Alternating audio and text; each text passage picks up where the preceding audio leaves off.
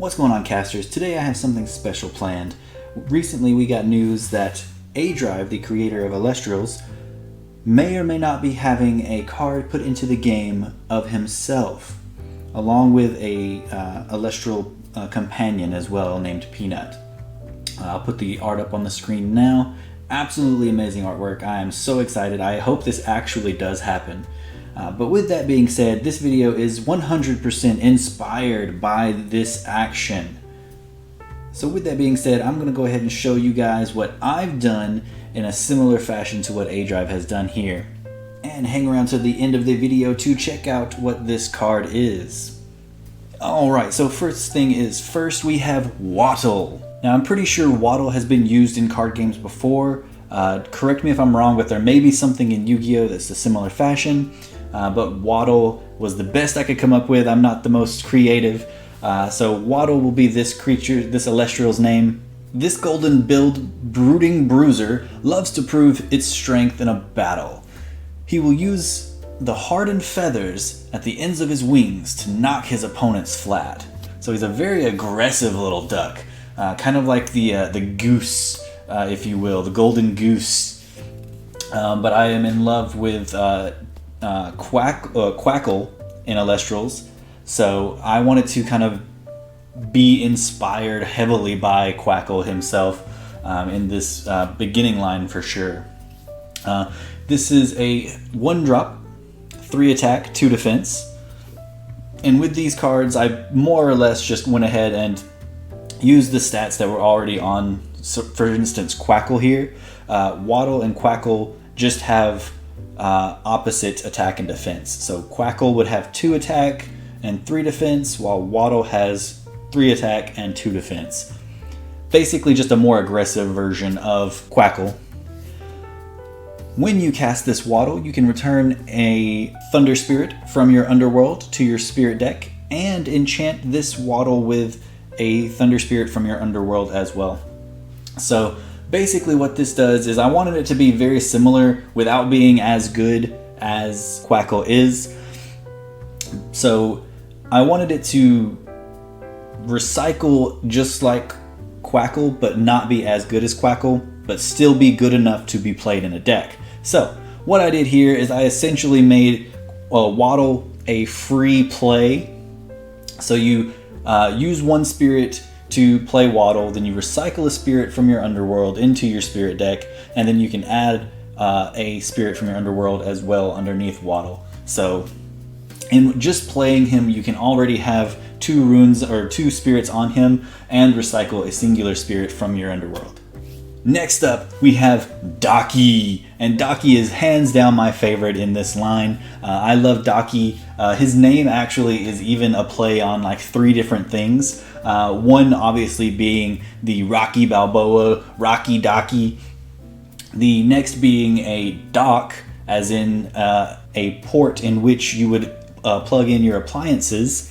And there's also the play on Ducky, which he is a ducky, he's a little duck, so Daki is a play on 3 different things, so I thought that was a great name. Even though it doesn't sound great, it's a great name because of those 3 reasons. But let's go over his flavor text, shall we? Continuing on his journey to prove himself, Daki has adapted to a fierce world of fighting, with his golden feathers on his wings taking the shape of boxing gloves that can dent steel.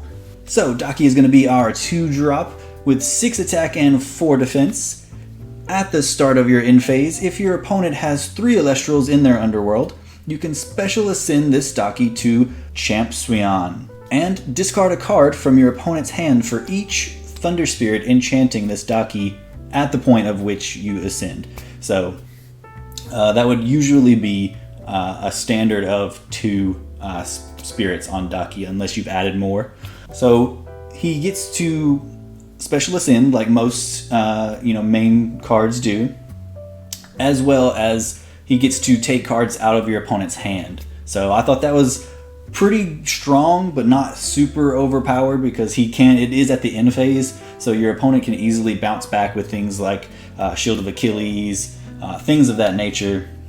So I didn't think it was too overpowered, but it was good enough to where you would probably want to run it in your deck. So, and then finally we have Champ Suyan, a champion swan.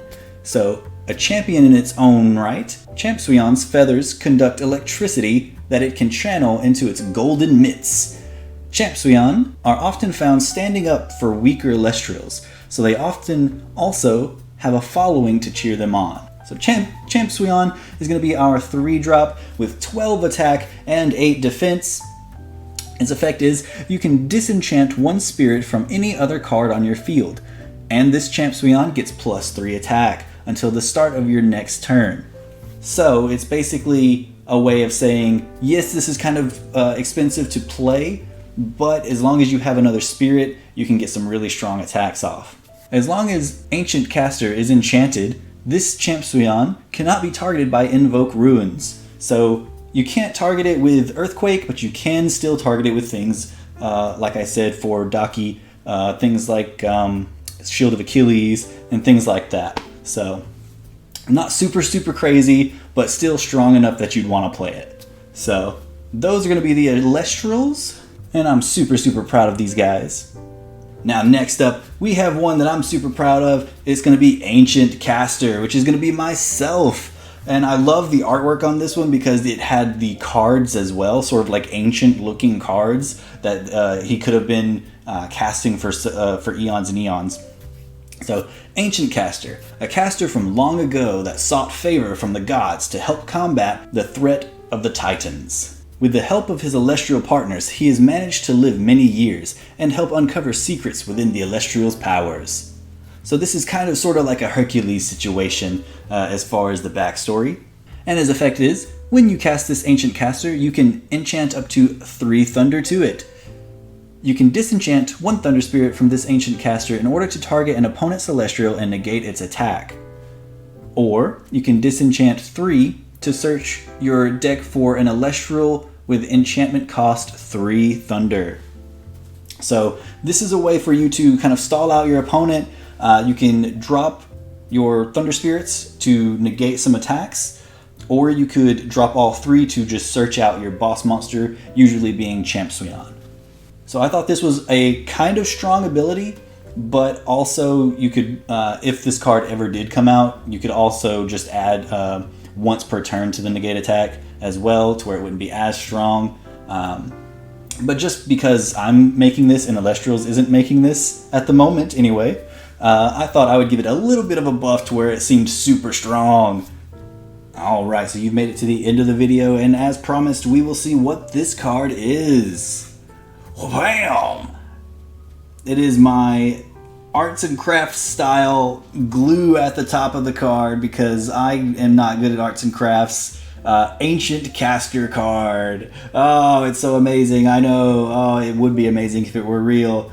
But with that being said, that's going to be the video today. Kind of a short and sweet video, but I wanted to get my ideas out there. I wanted to see what you guys might come up with for your personal Elestrals, personal Divine cards, personal Rune cards. What are your guys' ideas as far as creating your own Elestrals, same as what A-Drive has presented to us with his latest update?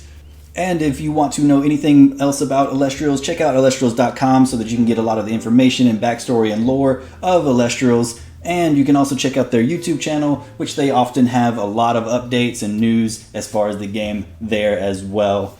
So if you guys like this video, hit that like button down below, and don't forget to let me know what you guys would like to see in Elestrals, or what you guys would create if you could create an Elestral card. And as always, have a great one. I'll see you guys in the next video. Peace.